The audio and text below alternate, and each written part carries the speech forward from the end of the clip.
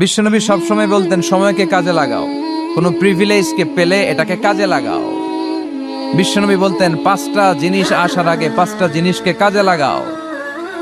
হায়াতাকা ক্বাবলা মাউতিক, শুনতেছেন?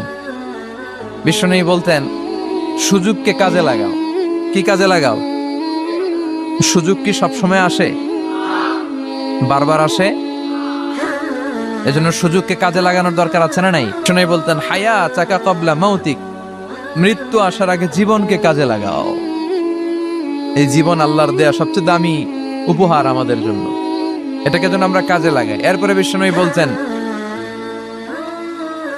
শাবাবাকা ক্বাবলা হারামিক, বার্ধক্য আসার আগে তোমার যৌবনকে কাজে লাগাও। আমি তো দেখতে পাচ্ছি আমার সামনে 99% শ্রোতাই হচ্ছে যুবক।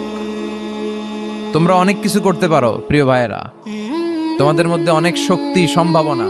তোমরা চাইলে সমাজকে পাল্টে দিতে পারো, তোমরা চাইলে ইতিহাস গড়তে পারো। এই পৃথিবীতে ভালো ভালো যাই হয়েছে সব করেছে তোমাদের মতো তাগড়া ইয়াংরা, যুবকেরা। চিল্লায় বলো ঠিক কিনা? এজন্য বিশ্বনবী বলতেন শাবাবাকা ক্বাবলা হারামিক, বার্ধক্য আসার আগে তোমাদের এই যে শক্তি, রক্ত গরম, এটার ইসলামের পক্ষে কাজে লাগাও।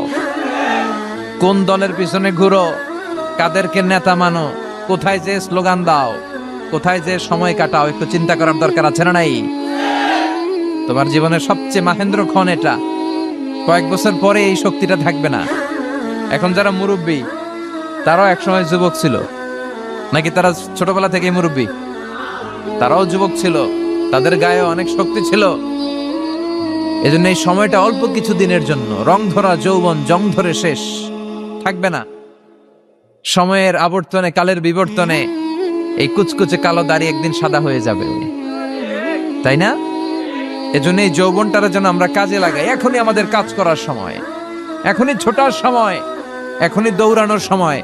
সমাজকে, পরিবারকে যা দেয়ার, আল্লাহর ইবাদত যা করার, এখনই তো করার সময়। এজন্য আমরা যেন যৌবনকে কাজে লাগাই। 3 নম্বরে বিশ্বনবী বলেছেন ফারাগাকা ক্বাবলা শুগলিক, তোমার ব্যস্ততা আসার আগে অবসরকে কাজে লাগাও। মাঝে মাঝে এমন ব্যস্ত আমরা হয়ে পড়ি, নাভিশ্বাস, শ্বাস ফেলার জায়গা থাকে না, ঠিক কিনা? এর ফাঁকে যখন একটু অবসর পাই আমরা ইবাদত করব কার? তারপর বিষ্ণু ইসলাম বলেছেন গানাকা ক্বাবলা ফাকরিক, তোমার দারিদ্রতা আসার আগে ধনাঢ্যতাকে কাজে লাগাও। আমাদের মধ্য থেকে আলহামদুলিল্লাহ যারা ধনী, আমাদেরকে ধন দিয়েছে কে? এটা কিন্তু পরীক্ষা। আল্লাহ ধনী বানিয়ে মানুষকে পরীক্ষা করে, আবার কাউকে গরিব বানিয়ে পরীক্ষা করে, ঠিক কিনা?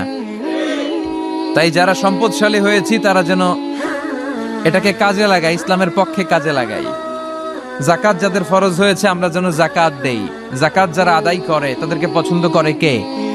দে যাকাত, দে যাকাত, তোরা দে রে যাকাত, তোর দিল খুলবে পরে, আগে খুলো খাত। দে যাকাত, দে যাকাত, তোরা দে রে যাকাত, ঠিক কি না? যাকাত দিলে আল্লাহ আপনার সম্মানকে বাড়িয়ে দিবে। বিশ্বনবী সাল্লাল্লাহু আলাইহি ওয়াসাল্লাম বললেন গানাকা ক্বাবলা ফাকরিক, তোমার দারিদ্রতা আসার আগে ধনাঢ্যতাকে কাজে লাগাও। এজন্য সম্পদশালী যারা হয়েছেন, আপনাকে সম্পদ দিয়েছে কে? চিল্লায় বলেন কে? নাকি আপনি মালিক হয়েছেন? এটা তো কারুনের স্বভাব ছিল। কারুন বলতো ইন্নামা উতিতুহু আলা ইলমিন ইনদি, আমি আমার জ্ঞান, বিবেক আর বুদ্ধি দিয়ে সম্পদ কামিয়েছি। না, তুমি তোমার জ্ঞান, বিবেক, বুদ্ধি দিয়ে কিছুই কামাতে পারো নাই। তোমাকে সম্পদের মালিক বানিয়েছে কে?